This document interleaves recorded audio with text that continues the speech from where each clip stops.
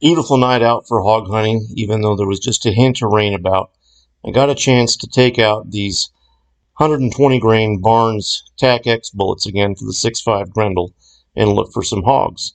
I ended up seeing hog number 1 from about 700 yards, and as I was making my stalk, hog number 2 came out in front of me. Now I couldn't shoot because there was cattle everywhere, so I kind of walked around until I got to a position where I could potentially get shots at both of them without anything in the background. Here I've moved up into position between both of them. That's the first hog that I saw. I don't quite have positive identification yet.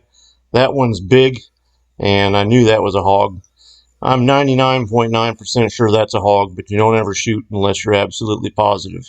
So my plan is I'm going to shoot the big hog here on the left and hopefully get a shot at the one on the right before it gets back in front of cattle.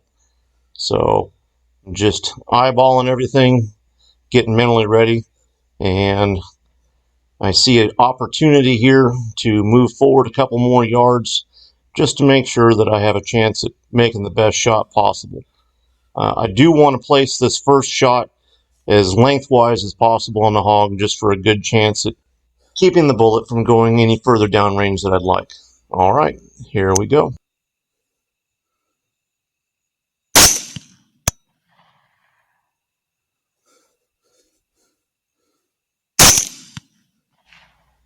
Two shots, two hits, two down hogs. That's about as picture perfect as I could ever have imagined. So I'm just going to watch them for a second.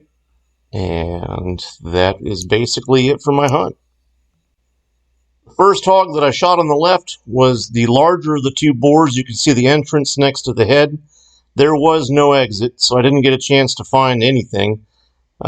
There's just a photo showing that he went about 255, 250 pounds. I think the bullet went through the side of the head next to the skull, grazed off of the spine, and then into the chest cavity. Like I said, I didn't recover anything.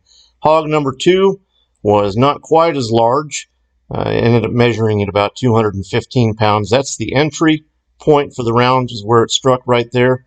You can see some blood coming out from the mouth. I think that either the bullet or perhaps some of the bone took out the top of the lungs. And that's the exit wound. Pretty unremarkable, considering that I had rolled the hog over and actually jumped on it. It did feel like it had potentially broken some of the shoulder blade. And that's just kind of a diagram of where the bullet went in, crossed, and came out on that hog. But all in all, so far, the 120 grain Barnes TAC-X bullets have done pretty well in the Grendel.